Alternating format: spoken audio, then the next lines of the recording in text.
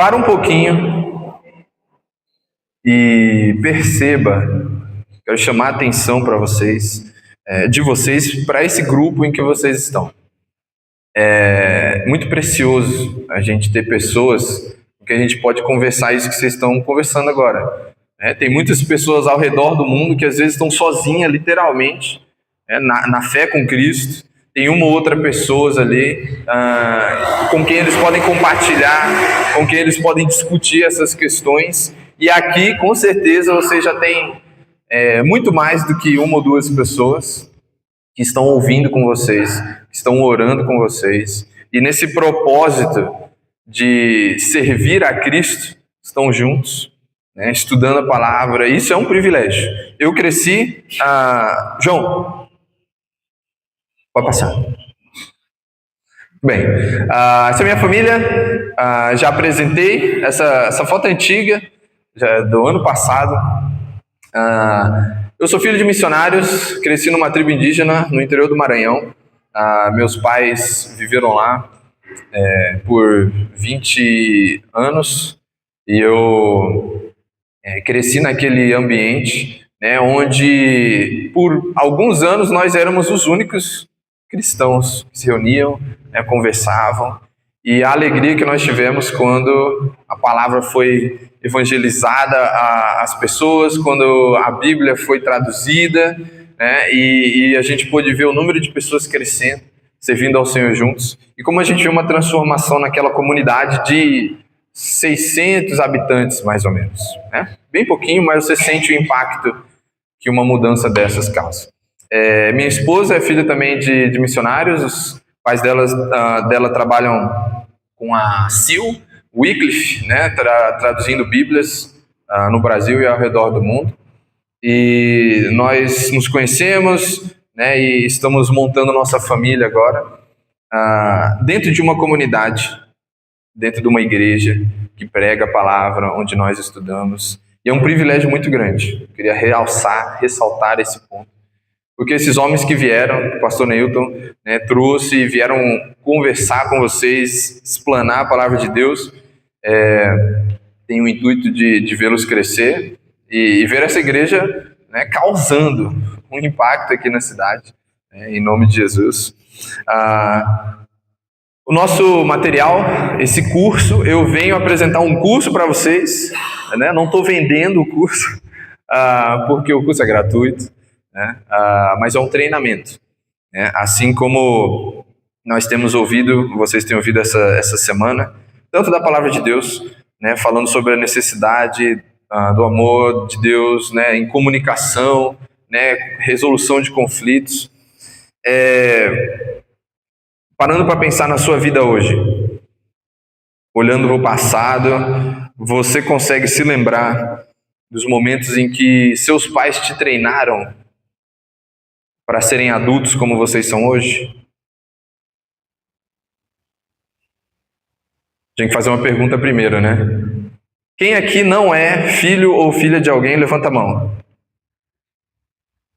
Eu já peguei algumas pessoas, mas vocês estão prestando atenção. A pessoa já levantava a mão. Todos nós somos filhos ou filhas de alguém. E a gente pode lembrar dos nossos pais, lembrar do passado e tentar atentar para isso. A gente foi treinado para viver uma vida adulta? Você foi treinado para ser homem, para ser mulher, para ser um homem bíblico, uma mulher bíblica? Quando eu digo treinamento, logicamente, a palavra de Deus nos ensina, os pais a educarem seus filhos no caminho do Senhor. Mas como é que funciona esse treinamento? Como é que a gente educa nos caminhos do Senhor? O que a gente fala? Quando a gente fala? O que a gente não fala? O que a gente não faz? Às vezes a gente passa a vida sem refletir sobre esses pontos. Eu repito o que meus pais fizeram e é isso. Se é a forma mais saudável, às vezes se não é. A Bíblia com certeza nos apresenta muitas histórias e muitos princípios que nós devemos seguir, muitos exemplos que nós não devemos seguir, e isso sim é muito importante. Mas não apenas dessa forma, nós podemos pensar em formas mais práticas de treinar pessoas para a vida, de treinar as crianças. Nós temos várias que não estão aqui, né, mas eu vi a igreja cheia de crianças, adolescentes, e a gente pode deixá-los viver a vida e aprendendo sozinho, ou a gente pode intencionalmente treiná-los. Quando alguém falar uma coisa que você acha ruim, o que você vai fazer? Você vai bater na pessoa? Você não vai bater. Você vai falar com alguém? Você não vai falar. Coisas práticas que a gente talvez sentiu falta, que nós temos o privilégio, né, de poder passar isso para as nossas crianças, futuras gerações, assim como a palavra de Deus.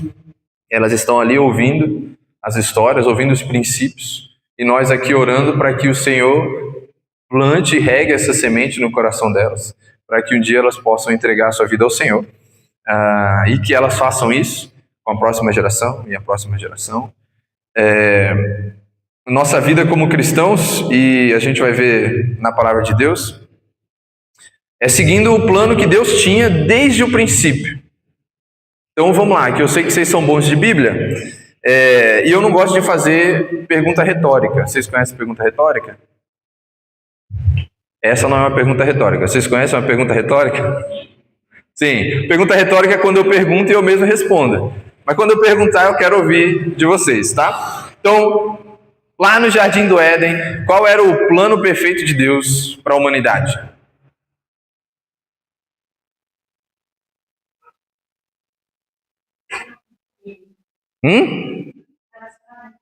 Show! Eu não me apresentei o nome completo, meu nome é Denis Grilo de Albuquerque.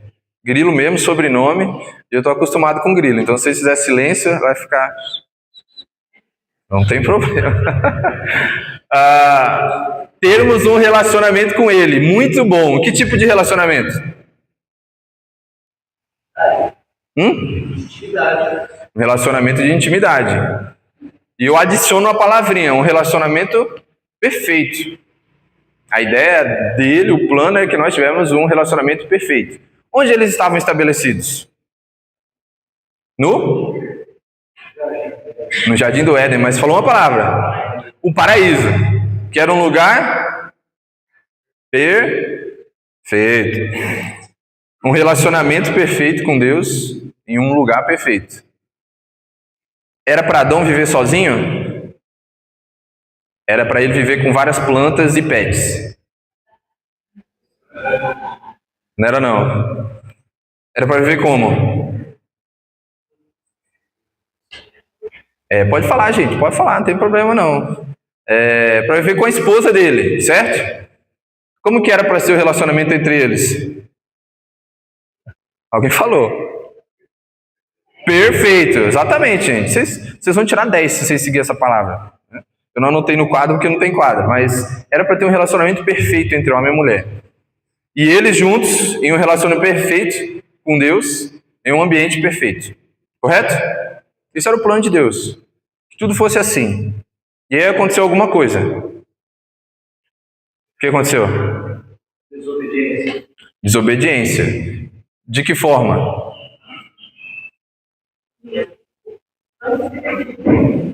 Comeram do fruto. Não vale mais aqui responder, viu? Cancelei aqui o direito de fala, agora são os outros. Comeram do fruto. O que aconteceu? Eva chegou um dia, falou amor, revolucionário. Salada. Aí já era. Pecado entrou pela salada. Brincadeira, gente. Pode comer salada. Mas qual foi o problema? Pecaram. E o que era perfeito se tornou imperfeito. Nós vivemos nesse mundo imperfeito, em que eu sou um homem... Ô louco, vocês nem me conhecem, gente. Já estão me julgando. Palhaçada. Se vocês forem conversar com a minha esposa... Eu venho aqui falar para vocês porque eu sou um homem que tem uma família perfeita. Perfeitamente igual a de vocês. Onde eu sou um homem imperfeito, vivendo com uma esposa linda, maravilhosa, serva de Deus, hospitaleira, acertei. Imperfeita também. Com filhos lindos, fofinhos, que são imperfeitos também. Por quê? que causou essa imperfeição? Pecado. Mas o plano de Deus era um e continua sendo o mesmo. Porque quando a gente olha o fim da Bíblia, a gente vê uma imagem. Qual é a imagem que nós vemos lá? Como que é o ambiente no novo céu e a nova terra? Perfeito. Nós tínhamos o primeiro Adão, que era um homem perfeito, que por conta da queda se tornou imperfeito. Mas nós teremos um novo Adão, que será perfeito. E ele tem uma esposa. A gente vê em Apocalipse, no fim da Bíblia, uma esposa que é perfeita, sem mácula, sem manchas. Quem é essa esposa? A igreja. E eles vivem em perfeita comunhão entre si e com Deus, num ambiente perfeito.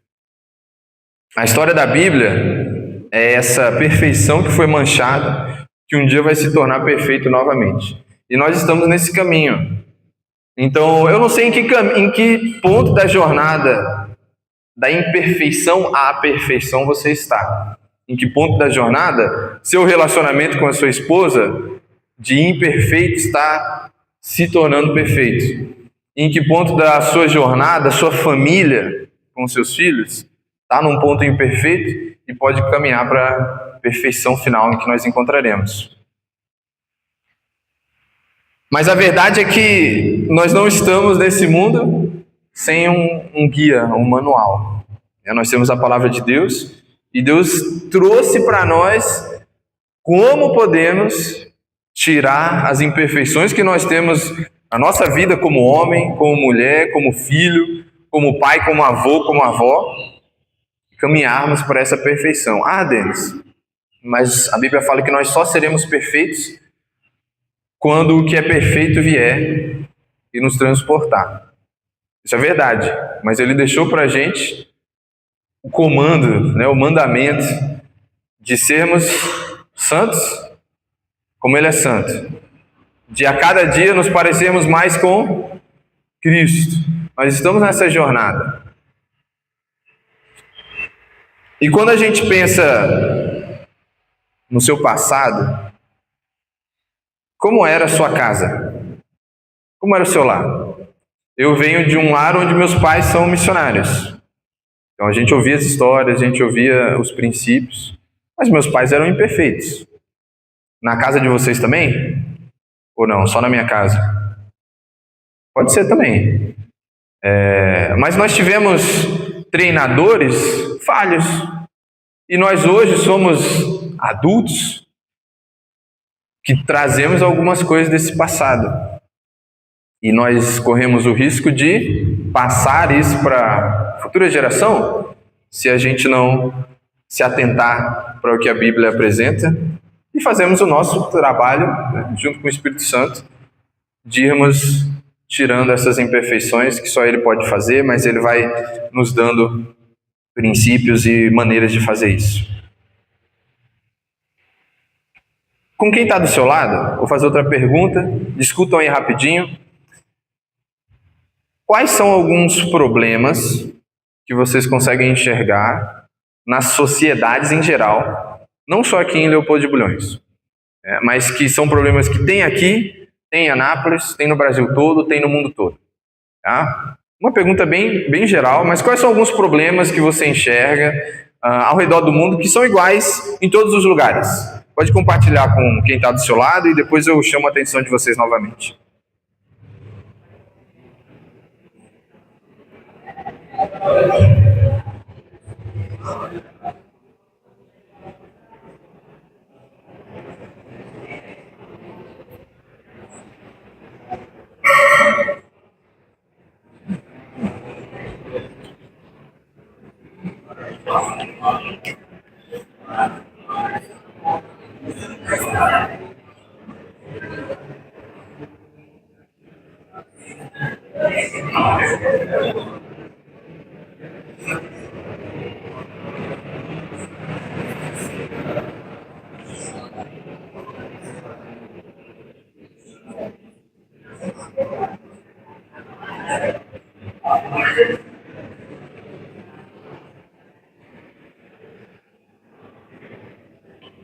Muito bom.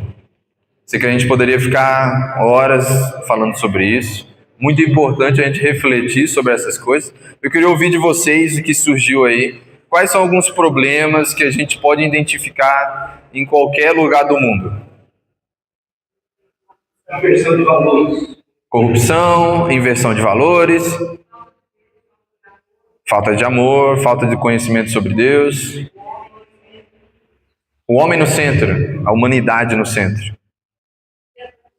Ganância. Falta de respeito. Muito bom, falta de respeito. Egoísmo. Isso são coisas que não tem só aqui em Leopoldo de Bulhões. Isso tem ao redor do mundo. A gente não precisa nem ir muito longe para ver isso, né? E a gente sabe o motivo. O pecado trouxe essas mazelas para o mundo. Cassie e Jane Carter são preletores mundiais, eles falam ao redor do mundo, e em todos os lugares eles fazem essa pergunta. E sempre tem os mesmos problemas. Egoísmo, falta de respeito, inversão de valores. Sempre tem tudo isso. Não é nem a igreja só que percebe isso. O mundo percebe. O mundo sente esses problemas. O problema é que o mundo não tem a solução que a igreja tem. O mundo trata de diversas maneiras, né, com remédio, com várias outras formas de tentar resolver esses problemas, mas só resolvem os sintomas. O verdadeiro problema, só quem tem a lente que enxerga é a igreja. Porque a igreja é perfeita? Não, porque a palavra de Deus é perfeita. E ela apresenta esse problema. Onde é que vive o pecado?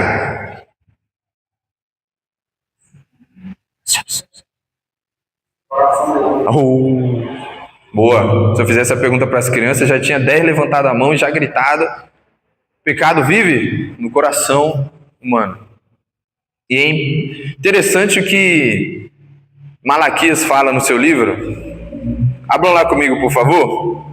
Malaquias capítulo 4. Para quem não sabe onde fica, abre Mateus e aí volta. É o último livro do Antigo Testamento.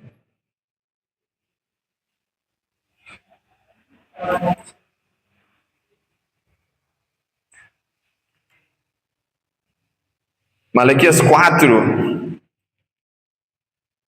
vai apresentar para a gente um versículo interessante. É o último capítulo do Antigo Testamento, antes de um silêncio aí até o Novo Testamento com os evangelistas. E nós leremos aí o último versículo do último capítulo. Olha que interessante. Malaquias 4:6 diz: Ele fará com que os corações dos pais se voltem para seus filhos e os corações dos filhos para seus pais. Do contrário, eu virei e castigarei a terra com maldição. Quando a gente olha ao redor, é claro que a gente vê que o mundo está debaixo de uma maldição.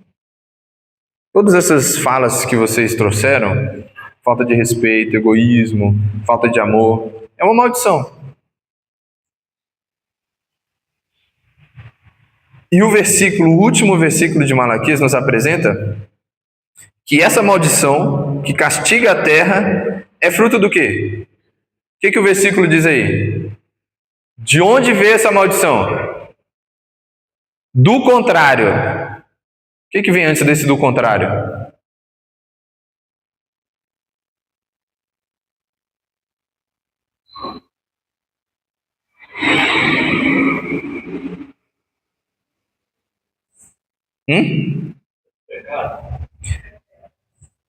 É o pecado, mas aqui a gente tem corações envolvidos, né? Corações de quem? Dos pais e dos filhos. Olha só que interessante. Vocês vão, esta pessoa, ele, quem é ele? Aqui nesse versículo. Tá fácil que vocês estão com a Bíblia aberta. O que tem no versículo anterior?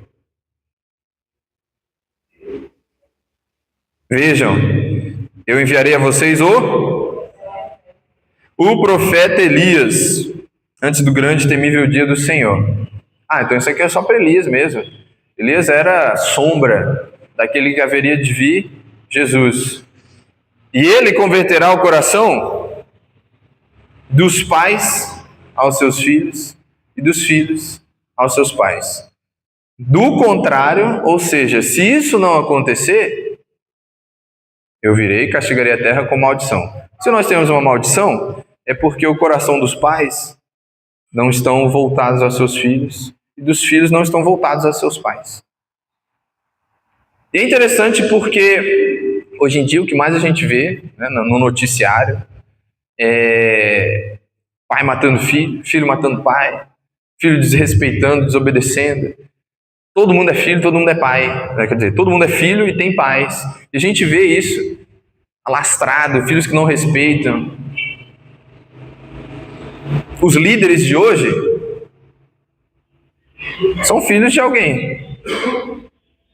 E aí você não pode falar assim, Denis, você está culpando os pais pelos pecados dos filhos?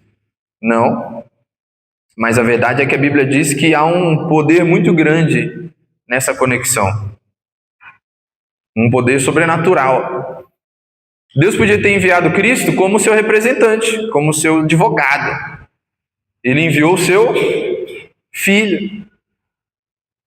Tem um relacionamento aí que é importante. Tá bom, isso aqui é lá no Antigo Testamento, né? Não fala muito sobre a gente. Lucas 1. Abram aí comigo.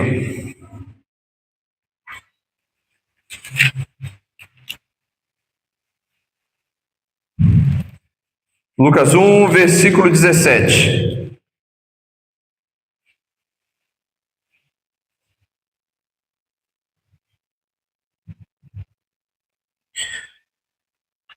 Irá adiante do Senhor no espírito e no poder de Elias para fazer voltar o coração dos pais a seus filhos e os desobedientes à sabedoria dos justos, para deixar um povo preparado para o Senhor. João, abre no slide 9, por favor. Sobre quem esse versículo está falando? Eu já dei a cola para vocês. Está falando sobre João Batista, que virá no espírito e no poder de Elias, no caso veio, para fazer o quê? Qual era o propósito dele, de acordo com esse versículo?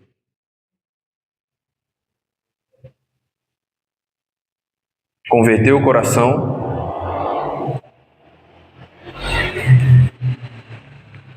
Converter o coração. Fazer voltar o coração dos pais a seus filhos e vice-versa. E os desobedientes à sabedoria dos justos. Qual é o princípio da sabedoria? Provérbios. Temor do Senhor. Então o trabalho de João Batista era de converter o coração dos pais a seus filhos, para que essa maldição, né, esse castigo de Deus não venha, e converter o coração dos desobedientes, dos injustos, dos perdidos, à sabedoria dos justos. O trabalho dele era esse, de conversão. Não apenas conversão para Deus, logicamente, mas a conversão dos corações. Para quê? O que é o finalzinho do versículo? Para deixar um povo preparado para o Senhor. Era o mandato de Elias, era o que Jesus está fazendo, foi deixado para João Batista e hoje é entregue na figura de João Batista a igreja com o mesmo propósito. Para que você existe? Para glorificar Deus, ok. Mas como é que você vai fazer isso? Qual o seu papel aqui na Terra? Pastor, esse versículo aqui, do atualizado aqui, é muito interessante. Quando fala aqui, para habilitar para o Senhor um povo preparado. É forte, hein? Muito bom. Habilitar traz a ideia de treinar. Você vai preparar um povo. Então você está pensando aí, eu não tenho seminário, eu nunca fiz seminário, não tenho, um estudo profundo sobre teologia. Aqui não diz você que é missionário, pastor, você que é povo de Deus. Seu propósito é habilitar um povo, preparar um povo para o Senhor. Começando lá na África, começando na sua casa. Eu tenho 3 pessoinhas que estão sob minha responsabilidade, da minha esposa, para serem preparados para servir ao Senhor. O pastor Neilton está aqui com o propósito de preparar um povo para o Senhor. E é uma responsabilidade muito grande, logicamente. Mas nós temos aqui, no espírito e no poder de Elias, dentro de nós habita esse espírito que operou através de Elias, ressuscitou Cristo dentre os mortos. Então pode ser uma tarefa grande, uma responsabilidade grande, mas o poder que vai operacionar isso aí é maior ainda. É o poder que criou o universo, é o poder que te transformou, que te retirou do mundo das trevas para essa gloriosa luz. E talvez você esteja pensando, mas como é que eu faço isso? Parece muito abstrato. O que eu faço na prática? Hoje eu estou aqui, de noite também, eu vou falar um pouquinho mais sobre essa forma prática que nós temos. Com certeza a igreja tem muitos ministérios em que você pode servir, em que você pode ajudar, em que você pode trabalhar para que isso aconteça. Passa para o próximo, João. Porque o nosso objetivo é projetar um mundo novo. Nós não temos um povo que vai ser preparado, habilitado para o Senhor. Se o mundo inteiro fosse assim, o mundo seria um lugar novo. O mundo seria um lugar renovado. Mas a gente começa trazendo o céu para a nossa casa, trazendo o céu para o nosso lar. E isso a gente vai conseguir. Slide 12, por favor, João. Isso a gente vai conseguir atentando para a nossa casa. Em primeiro lugar, posso fazer missões lá fora, posso servir sopa em algum lugar, mas o primeiro lugar em que nós precisamos prestar atenção é no nosso lar. Porque isso aqui é verdade para muita gente. Tem cristãos vivendo em lares seculares, com ideias, filosofias, princípios que não são bíblicos e que entraram sorrateiramente. Se a gente não para prestar atenção, se a gente fizer uma avaliação, a gente vai perceber. Tem coisas que a gente faz com nossos filhos, com o nosso cônjuge, tem coisas que a gente permite dentro de casa que vai contra o que a Bíblia apresenta. O que nós precisamos é de uma mudança para que a nossa família cristã viva em um lar cristão. Que pessoas de fora consigam olhar para dentro e ver tem alguma coisa diferente. Não sei, eles só estão vivendo, mas tem alguma coisa diferente. Volta um slide aí, agora que a imagem está completa. Essa imagem que a gente quer ter nos nossos lares. Muita coisa... não está completa, pode completar a imagem.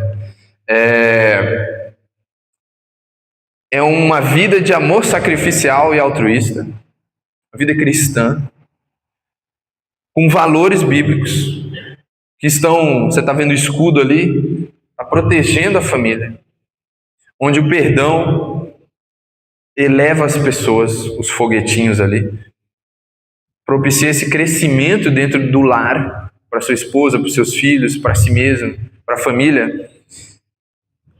E as pessoinhas ao redor, as pessoas de fora da igreja, na comunidade, estão olhando para essa família, para a sua família. E estão vendo que ela é embasada nas escrituras, tem alguma coisa diferente. Como missionários, a gente pode sim ser a primeira ponte para alguém, apresentar o evangelho e falar: o seu problema é esse. O pecado, a solução é Cristo. Mas a nossa família e o movimento, o mundo precisa de um pai, serve como uma segunda ponte. Como assim a segunda ponte? A primeira é Deus e o pecador. Ele precisa atravessar essa ponte, ele precisa chegar até lá. Mas nós temos uma segunda ponte, que é o pecador e minha família. Então o pecador está lá fora, seus colegas de trabalho, de faculdade, de escola, vizinhos, estão lá fora e observam a sua família. Mas nunca vi ninguém gritando lá dentro. Nunca vi briga, os filhos são comportados. O que é isso? Também quero para minha casa. Porque eu duvido que quem quer formar uma família quer formar uma família briguenta. Uma família que tem que ficar caçando os filhos, né? Desobediente, difícil.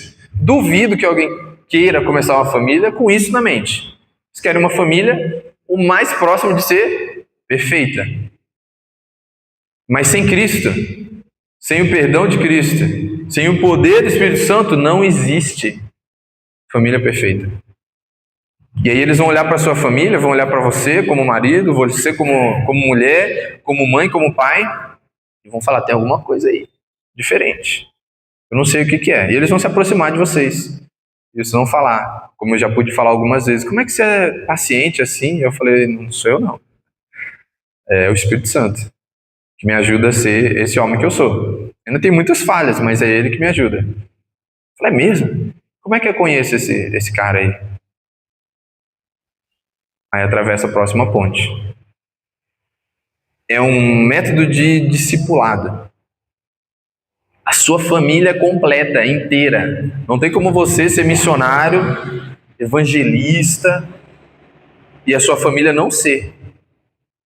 Porque o seu primeiro campo missionário, o seu primeiro campo de atuação, tem que ser sua família. E aí você está sentado pensando: tá bom, para mim tá de boa, eu não sou casado, não tenho filho, sou solteiro ainda, solteira, então estou livre. Você tem um poder muito grande que Paulo fala, né? Se você é casado, você se preocupa com as coisas do lar, né? Mas você como solteiro, tem tempo, disposição, energia, para fazer o quê? Ficar gastando tempo. O que a Bíblia fala? Para deixar um povo preparado para o Senhor. O objetivo é o mesmo. E provavelmente, se você está aqui na igreja, eu ouvi dizer que o pastor Newton é casamenteiro. Eu ouvi dizer da boca dele, inclusive. Então é verdade. Se você está na igreja, você percebe a importância que Deus deixou Adão e falou: olha, você é show, mas para melhorar um pouquinho aqui, vou te dar uma esposa. Você não vai conseguir fazer as coisas sozinho. Ninguém está aí para fazer as coisas sozinho. Toma uma auxiliadora. Se você está na igreja, você está pensando em ter uma auxiliadora ou ser essa auxiliadora. E quem que eu procuro? Que tipo de homem eu quero? Que tipo de mulher? Como é que eu sei se ela vai ser uma boa mãe, não vai ser? Um bom pai, não vai ser? Esse treinamento é essencial. Porque talvez você está lendo livros, bons livros. Talvez você está vendo novela, horríveis novelas, filmes. Todo momento você está sendo treinado. E nós, como povo de Deus, pastor, missionário, irmão, irmã, membro de uma igreja, a gente tem o privilégio de poder falar para as criancinhas, para os adolescentes: olha, você está procurando uma pessoa? É assim. Se você quer ser uma pessoa melhor, é assado. A gente tem esse privilégio de poder apresentar o que a Bíblia apresenta. E às vezes, se a gente chegar com: olha o que a Bíblia fala aqui, a pessoa vai se assustar. Tem muita gente traumatizada com a igreja aí, por conta de várias igrejas aí, que se dizem igreja, e estão fazendo um desserviço. E às vezes você vai apresentar uma coisa da Bíblia, ela vai se assustar. Mas se você falar assim: vamos lá em casa, janta lá. A gente vai ter uma janta, lá em casa a gente faz uma vez por mês, uma janta aberta. Que a gente apresenta o horário, o menu, e se você quiser, você vem. Traz sua comida, a gente divide e compartilha a mesa. Com a ideia de você vê na minha casa como é que a gente se trata. Aí você conversando ali, o filho derruba um trem, aí você fala, como é que vai ser a reação dele? Porque lá em casa, rapaz, negócio estoura. Como é que vai ser aqui? Se a igreja diz que tem a solução, o pessoal está querendo ver que solução é essa. E tem um pensador do movimento, ele fala assim, que você só pode transformar uma situação se você não estiver conformado com ela. Faz sentido? Enquanto você está sentado assim, tem alguma coisa incomodando, enquanto está de boa, você deixa. Mas na hora que esse incômodo fica muito grande, você se levanta e tenta resolver. Mesma ideia, se a gente está inconformado com a situação na nossa família, na nossa casa, entre eu e minha esposa, meu cônjuge, a gente precisa chegar no ponto que a gente se levanta para fazer alguma coisa. E o mundo está nesse ponto. O mundo está se sentindo incomodado com os problemas. Mas na hora que eles se levantam, eles não veem uma solução que resolva. Os princípios sobre os quais nós conversamos e nós vivemos são superiores ao do mundo. A Bíblia apresenta. O amor é superior ao ódio. A misericórdia é superior à vingança. A honestidade é superior à desonestidade. E como cristãos a gente precisa afirmar essas coisas. No mundo ali é tipo, talvez a sua honestidade seja, mas a minha desonestidade seja melhor. A gente precisa afirmar categoricamente o que a Bíblia fala. Os princípios da Bíblia são superiores. E esse mundo só pode ser transformado se for através de princípios superiores. Qual é a forma que a gente vai ter para apresentar ao mundo esses princípios superiores? O que Cristo fez, encarnando os princípios, encarnando a verdade que Deus queria que o mundo soubesse. E a gente pode encarnar a honestidade. Entregou aqui 50 centavos a mais. O troco passou aqui, né? Encarnando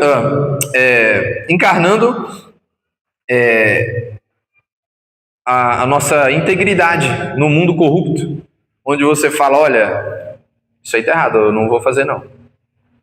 Essa encarnação é o que nos ajuda.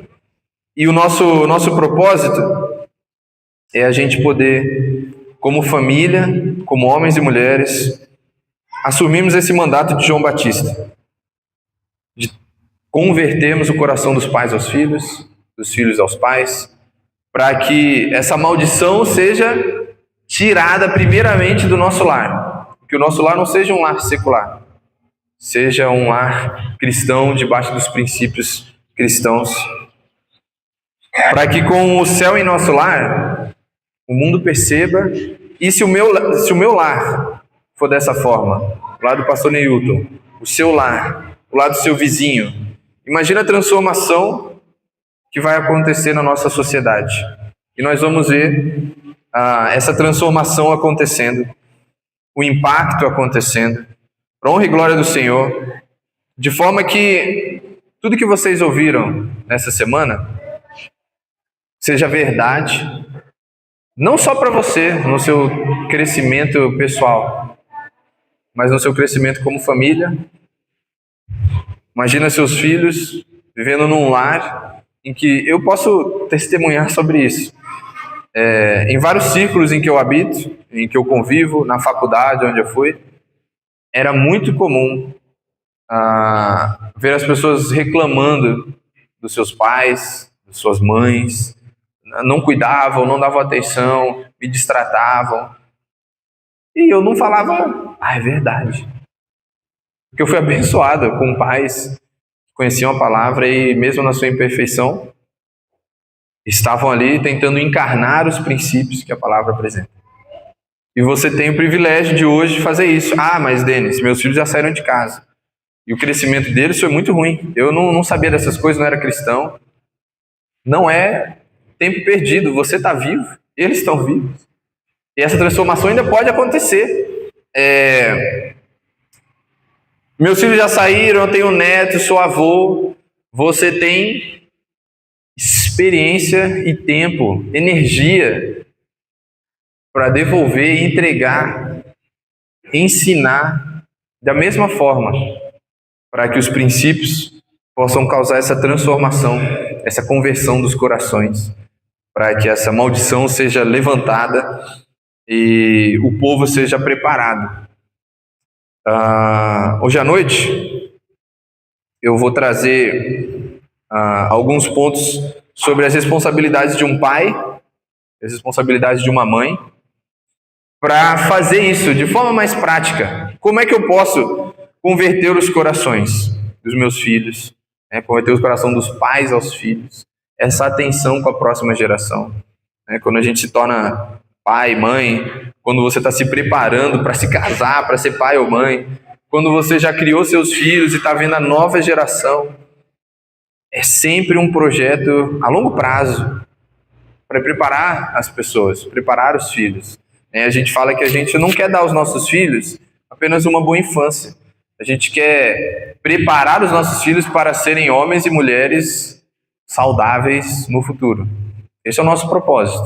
Então, o que a gente faz e deixa de fazer hoje é pensando nesse futuro. O pastor Neilton, a liderança da igreja, provavelmente também pensa a médio e longo prazo. O que eu quero para esses irmãos, para esses adolescentes? Que tipo de homens e mulheres eu quero que eles se tornem? E o movimento O Mundo Precisa de um Pai é um treinamento prático, baseado na Bíblia, que apresenta um método de discipulado, começando nos seus lares, começando com seus filhos, com sua esposa, que vai trazer essa resposta às dúvidas. Como é que eu crio meus filhos adolescentes, rebeldes? O que eu posso fazer para melhorar, para caminhar desse ponto imperfeito uma perfeição, para sermos habilitados como povo para o Senhor? Nós temos respostas e ideias práticas de como fazer isso, testado aí por várias famílias. Como é que eu posso, como homem mais velho, já tenho 70 anos, para cima, não vou ter filhos, o que eu posso fazer no reino para ajudar nessa missão? A gente tem ideias práticas para isso. Sou solteiro. O que eu posso fazer para me preparar nesse propósito? Sou mãe única, não tenho pai cuidando do filho. Como é que eu posso fazer para dar aos meus filhos uma criação, ajudá-los a crescerem dentro dos caminhos do Senhor, de forma bíblica, sem ter uma figura paterna? O nosso treinamento tem respostas, práticas, ideias para isso. E meu objetivo aqui, Newton me pediu para vir falar, era assim, chamar nossa atenção para qual é o propósito nosso como famílias. Para que a gente aprende a resolver conflitos? Só para viver melhor em casa? Esse é o objetivo ou tem objetivo maior? Para que a gente aprende a se comunicar melhor? É só para a gente ter menos problemas em casa? Ou tem um objetivo maior? Deus sempre apresenta esse objetivo maior. E a gente pode aprender e ser treinados para realizá-lo de uma forma melhor. Eu sou jovem, já velho já também, estou no meio do caminho, e tenho sido muito abençoado por esses ensinamentos, por esses princípios, e por isso saio por aí compartilhando. Se vocês quiserem conversar um pouquinho mais, a gente vai estar aqui hoje, e a gente pode compartilhar sobre esses princípios. Mas hoje, se você puder mais uma vez olhar para quem está do seu lado, memorizar o rosto aí. Você não está sozinho. E você pode pensar que os erros que você cometeu são muitos e não dá tempo de mudar, já estão fora de casa meus filhos, ou então eu como jovem, como adolescente, tenho muito tempo ainda para ver isso aí.